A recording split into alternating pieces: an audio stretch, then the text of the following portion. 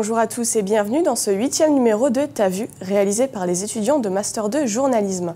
Au sommaire de cette émission, vous retrouverez des reportages sur la réforme santé ou encore l'écologie. Mais nous ne pouvions pas commencer cette émission sans aborder les attentats du 13 novembre. Pour cela, Adrien Renoir est venu nous rejoindre sur le plateau. Bonjour Adrien. Bonjour Charlotte. Les attentats de Paris auront marqué durablement les esprits.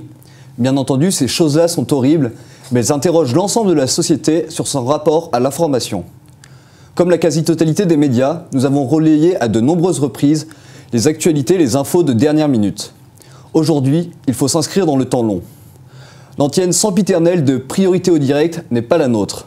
Chers téléspectateurs, vous n'êtes pas du bétail à gaver, nous ne sommes pas des esclaves de l'audimat.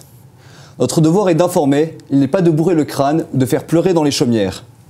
Dans les temps de crise, il apparaît nécessaire de prendre du recul et de garder la tête froide.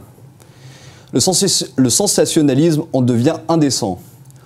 D'une part, même si on peut regretter que de nombreuses tueries ont lieu dans le monde, l'action des médias et de son public demandeur devrait méditer en France sur la place légitime qu'ils devraient occuper sur les chaînes de télévision. Il n'y a qu'en Occident où le monde s'arrête de tourner. N'y voyez pas une offense aux victimes, mais je pense que nous devions nous interroger. N'est-il pas le temps de passer à autre chose ? Le journalisme demande de couvrir l'ensemble de l'actualité. Je pense même pouvoir dire « laissons tranquilles les victimes ». Laissons-les faire leur deuil, après une semaine de battage médiatique, durant laquelle elles n'ont pas eu de répit. La vie continue donc malgré tout. Juliette Guinter et Marie Lemaire sont allées à la rencontre des Lillois. Une semaine après les attentats du 13 novembre à Paris, la vie reprend peu à peu son cours en France. À Lille, l'heure est toujours à l'hommage et à la mémoire de ceux qui ont perdu la vie, à l'image d'Ahmed, qui pleure encore la disparition de son ami d'enfance Ludo. Ben, le moral, il n'est pas là, le moral. Le moral, il n'est pas là du tout. Et le truc, c'est que ils nous ont abattus, ils nous ont peut-être baissé le moral, mais ils nous ont pas mis de peur en nous. Ils font pas peur du tout, c'est des imbéciles, c'est des gens, c'est des fanatismes, c'est du fanatisme, c'est des imbéciles. Et on s'attaque pas à des innocents. Mais je pense qu'il ferait mieux d'aller s'attaquer aux gens avec qui ils ont des problèmes, pas au peuple français qui a rien à voir. Qui a rien à voir du tout. C'est tout ce que je peux dire par rapport à ces événements-là. Après, je pense que ça va se rétablir et on gagnera cette bataille contre eux dans le monde entier. Dans le monde entier, on arrivera à faire taire cette idéologie-là, ces gens qui ont cette philosophie-là, et on arrivera à les faire taire. Pour d'autres, il est nécessaire de reprendre le dessus sur ces événements. L'idée, c'est que contre un ennemi qui nous agresse tous, on crée une unité, quoi. On s'unit, quoi. Et du coup, donc ce serait ça, quoi. Et finalement, en cherchant à nous diviser, la meilleure réponse, c'est ça, quoi. C'est un peu dommage qu'il y ait besoin de ça pour qu'on puisse se mettre à se parler dans la rue et tout ça, mais tout est bon à prendre, quoi. Donc ça pourra servir, à mon avis. Ouais. Puis enfin voilà, quoi. Là c'est juste à Lille, mais il y en a eu partout des trucs comme ça. Ça c'est cool.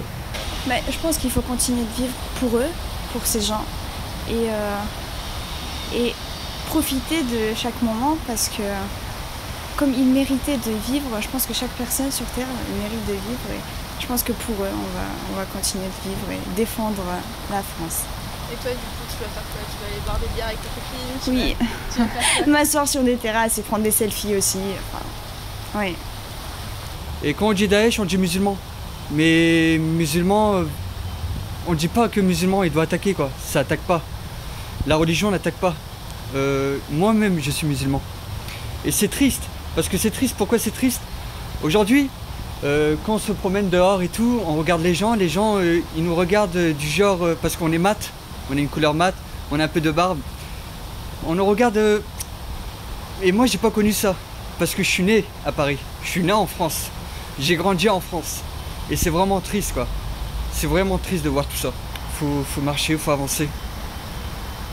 Aujourd'hui c'est le jour, après ça sera le soir, le lendemain ce sera le matin, et ainsi de suite. Ça continue la vie, faut pas s'arrêter là. Ne pas s'arrêter là, continuer à vivre. Hier soir, le Beaujolais nouveau, dans un mois Noël. Les Français sont bien décidés à ne pas changer. La réforme santé continue de faire parler d'elle et d'agacer les professionnels du domaine. Thomas Delfly, Mathilde Guillot et Clémence Rollin sont allés à leur rencontre. La semaine dernière, des opérations escargots ont été organisées dans toute la France par des professionnels de la santé en colère. Le bras de fer continue avec Marisol Touraine pour le passage de la nouvelle loi santé. Celle-ci généraliserait le tiers payant, bien sûr, mais aussi l'article 47 du projet de loi prévoit l'ouverture des données santé. Ce point méconnu du grand public, c'est la bombe de la réforme qui mettrait à mal le secret professionnel. Xavier Dumont, médecin généraliste, craint pour son indépendance. Il affirme qu'il n'appliquera pas cette loi dans son cabinet. Ça fait depuis 2500 ans, Hippocrate nous a créé le secret médical, et on va, entre guillemets, pour des raisons purement économiques, ce que j'ai dit en fait, abolir ce secret. Donc là, il y a pour quelle raison? C'est des raisons financières. Donc dans la loi, il est dit que c'est pour, entre guillemets, des études et des évaluations d'intérêt public. Moi, je veux bien qu'ils montrent les études. Et je suis sûr que si vous faites une bibliographie de tout ce qui a publié scientifiquement la Matmut. Si ce système de concentration des données se dit respectueux de la vie privée en garantissant l'anonymat, demeure le fantasme du tout monétisable et de la surveillance généralisée. En clair, de grands groupes bancaires et d'assurances pourraient racheter ces données. Nous avons rencontré un assureur pour savoir si tout cela est possible. Oh, c'est une pratique qui est connue à la fois des personnes concernées évidemment, puisque ce sont les premières touchées, qui est connue par les assureurs évidemment, puisque ce sont eux qui la pratiquent, et qui est surtout connue par les divers services de l'État.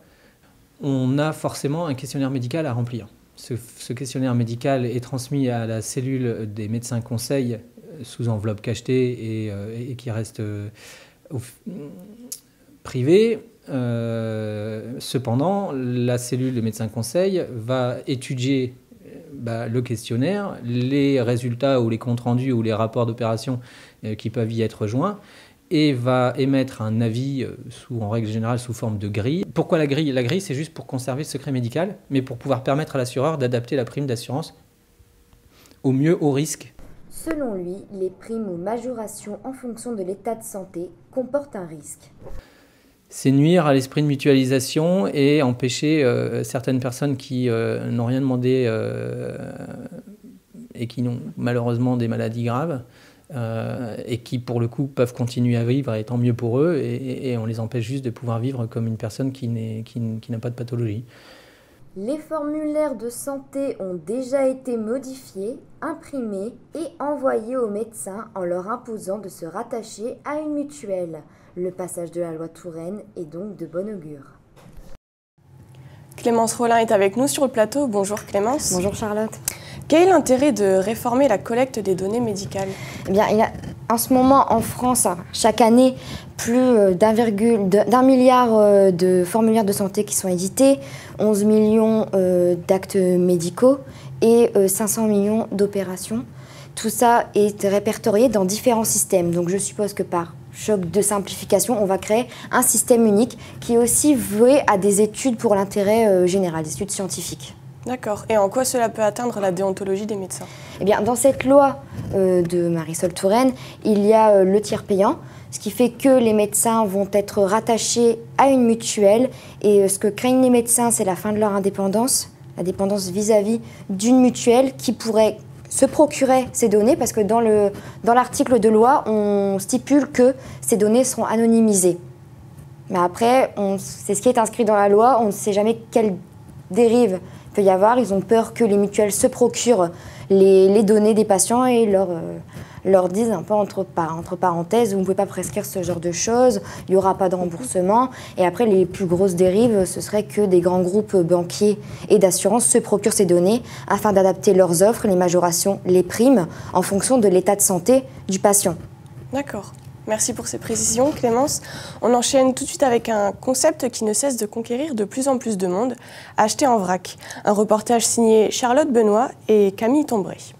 Le compte à rebours est toujours lancé malgré les récents événements survenus à Paris le 13 novembre dernier. La COP21 sur le réchauffement climatique aura bien lieu le 30 novembre sur le site du Bourget. Pour rappel, elle a pour but de réduire les gaz à effet de serre et de limiter le réchauffement à 2 degrés. Chaque citoyen est concerné, chaque geste compte. Par exemple, la manière de faire ses courses. Terminer les emballages polluants, acheter en vrac se démocratise. À Lille, le concept s'est installé il y a 10 mois, rue Gambetta, avec Day by Day. L'objectif de la boutique, c'est quand même de limiter les déchets au maximum. Donc forcément, il y a un impact. Il y a d'abord une volonté de faire un geste pour la planète. Pour justement inciter à une consommation au jour le jour, en fait, et ne plus consommer en gros volume, stocker, gâcher, mais juste consommer la quantité dont on a besoin à la petite semaine. Consommer responsable et écolo, un modèle qui séduit de plus en plus de consommateurs, un modèle simple d'utilisation. Le principe, c'est de venir acheter de l'épicerie sucrée, salée, de la droguerie ou de l'hygiène corporelle sans emballage. Donc vous venez avec les vôtres, ou bien vous empruntez ceux qui sont à votre disposition gratuitement dans la boutique, avec pour objectif principal de réduire vos déchets et de faire des économies. Faire des économies sur les produits du quotidien. Dans cette épicerie, on y trouve tout le nécessaire alimentaire. Pâtes, riz, olives, huile, farine, bonbons, mais aussi des produits ménagers comme la lessive, du savon et même du dentifrice. Ça se présente comme un petit galet en fait. Vous venez passer votre brosse à dents dessus, ça dépose un film et voilà, c'est un dentifrice sans emballage. Un concept qui vient des États-Unis grâce au livre de Bea Johnson intitulé Zéro déchet. L'américaine sera d'ailleurs présente lors de la conférence sur le climat pour expliquer comment supprimer la poubelle de sa maison. Pour la gérante du Day by Day, la COP21 est avant tout une prise de conscience. Il faut surtout mettre en place des actions et agir. Là, ils vont faire un énième bilan de ce qui ne va pas, mais tout le monde sait ce qui ne va pas. Donc le plus important, c'est qu'il y ait un plan d'action concret et à court terme qui en sorte. Rendez-vous donc le 11 décembre prochain pour connaître l'issue de cette rencontre internationale. Charlotte Benoît nous a rejoint. Bonjour Charlotte. Bonjour Charlotte. Alors, acheter en vrac, est-ce que ça se démocratise vraiment? Ça se démocratise. Lille avait besoin de ce magasin dans sa ville. On considère que d'ici 5 ans, cette façon d'acheter va se multiplier par 3.